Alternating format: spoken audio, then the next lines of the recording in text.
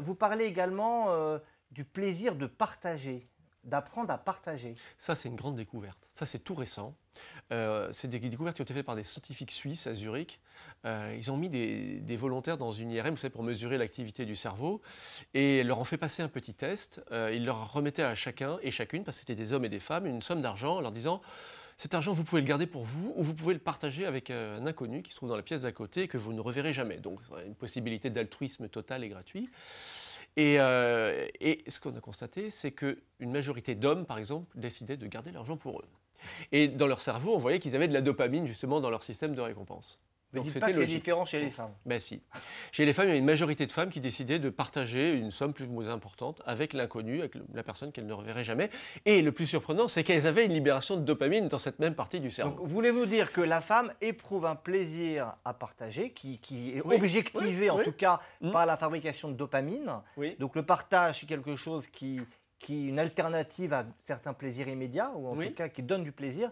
Mais alors pourquoi chez l'homme, c'est pas le cas? Ah, là, c'était la grande question qui se sont posées. D'abord en se disant, est-ce que c'est une question de chromosome X, chromosome Y, d'hormones qui sont différentes chez l'homme, chez la femme. Très vite, ils se sont aperçus que ça ne permettait pas d'expliquer une telle différence. Et en fait, l'explication est venue de la sociologie et de l'éducation. C'est-à-dire que quand on observe dans toutes les familles du monde pratiquement, parce que la plupart des sociétés à la surface du globe sont quand même des sociétés patriarcales, il faut regarder comment sont éduqués les petits garçons et les petites filles. C'est très simple, c'est qu'un petit garçon qui garde ses affaires pour lui et qui se bat pour son bout de steak, eh ben on lui dit: c'est très bien, tu t'es pas laissé marcher sur les pieds. Alors que la petite C'est fille, l'éducation si qu'il elle faut partage, modifier. Alors, si il elle faut... partage, on lui dit bravo. Et qu'est-ce qui se passe quand on dit bravo à un enfant? On lui donne du statut social. Et ça, c'est le troisième grand type de stimulation après l'alimentation et le sexe qui stimule très fortement notre système de récompense. C'est un peu moins connu, mais dès qu'on a de l'importance socialement, ça libère de la dopamine.